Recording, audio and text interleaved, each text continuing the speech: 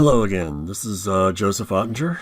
This is the Reaktor Blocks exploration. This is episode number 8.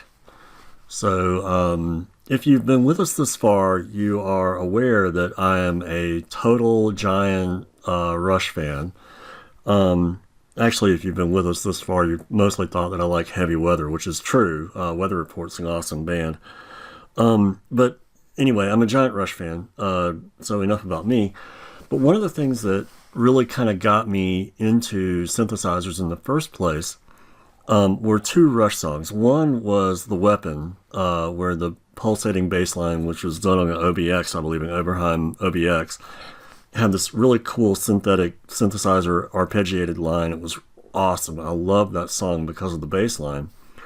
Another song that really kind of turns my crank, if you will, is the Camera Eye off of Moving Pictures, where the opening line is this, they're just hitting this synthesizer, just climbing a chord, but it has a sample and hold on it. And I wondered what that was for a long time. Back in the 80s, I remember going to Radio Shack and playing with the MG1, which was a Moog, a realistic built-in Moog synthesizer.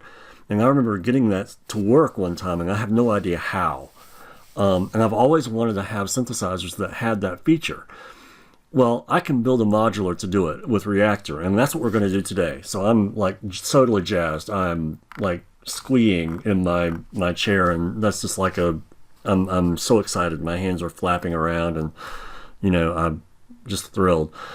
There are probably better ways to do this, but I got it working. So let's show it working and how and why, and then we'll talk about how to make it better. So the first thing, I'm going back to a very simple mono synth with one oscillator because that simplifies our chain. We can add another one later if we want, but let's just go for the simple thing first. I'm using a bento box oscillator. Let's ignore all of these because these four, this one, the bento box LFO and the sampling hold ADSR and the util gates and trigs, that's all going to show up later. But our output is super simple. Our output is just an ADSR for the filter, an ADSR for the VCA for the amplifier, and then a filter and then the VCA. Nothing dramatic here. Actually, if we turn off the sampling hold, which we can do by just disconnecting this out, nothing dramatic. It's just a sound, right? Okay, so what do we do? To get a sampling hold, what a sampling hold does is when it receives a gate, it has a signal fed into it and it has a gate. Whenever it receives a gate, it takes that signal and it says, okay, I'm going to just literally sample that signal and hold it. So if we visualize numbers from 0 to 100 being a wave, they just fluctuate to 100 to 0, 0 to 100. When that gate comes in, it's going to look at that signal and say, oh, I get a 58. And I'm just going to hold that signal, and that's going to be my output until I get another gate. So what we need is a signal, and we need a gate. Now the signal's easy. We have an LFO right here. You'll see it right here. It's nothing dramatic. I just have it set.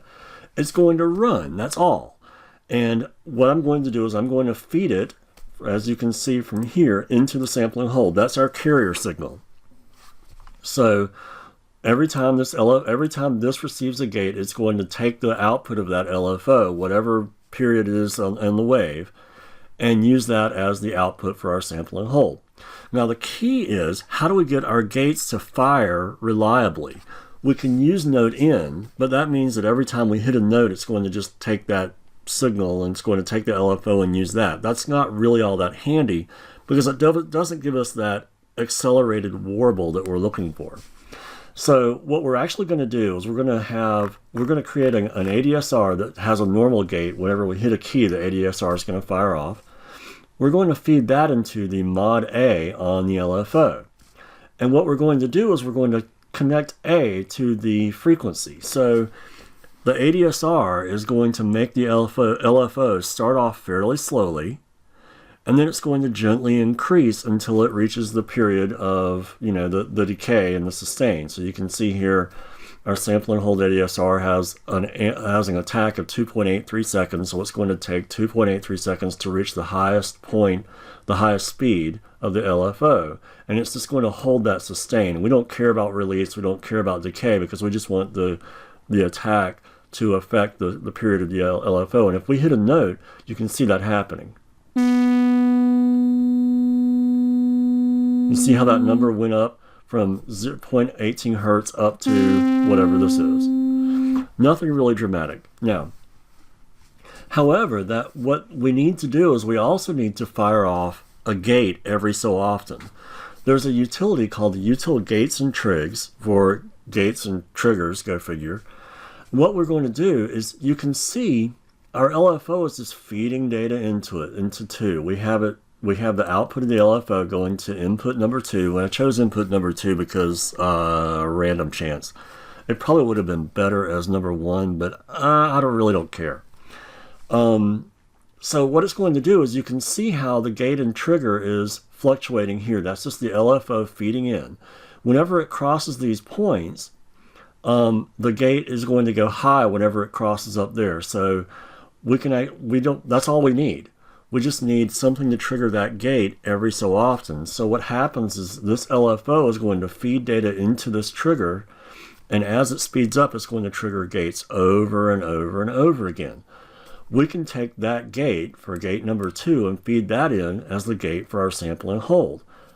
And voila, we now have a sample and hold function that we can increase with the attack. Now we just hook that up to mod B for the SVF. We go down to the SVF and we say, okay, we're going to have the cutoff be affected by whatever the sample and hold is. Now we have full power. Now we can say, and you can see the cutoff being affected drastically by that sample and hold on a more and more regular basis as our trigger fires and fires and fires. And there we have it.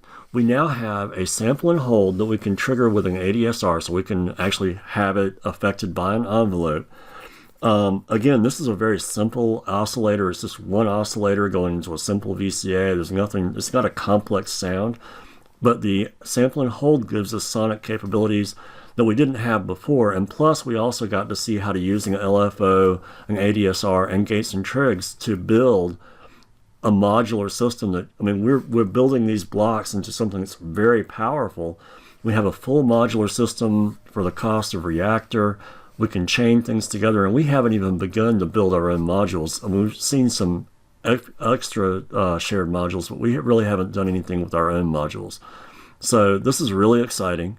Hope that you've learned something. Hope that if you see something that I can do better, or you have some better advice, please leave a comment. Let me know.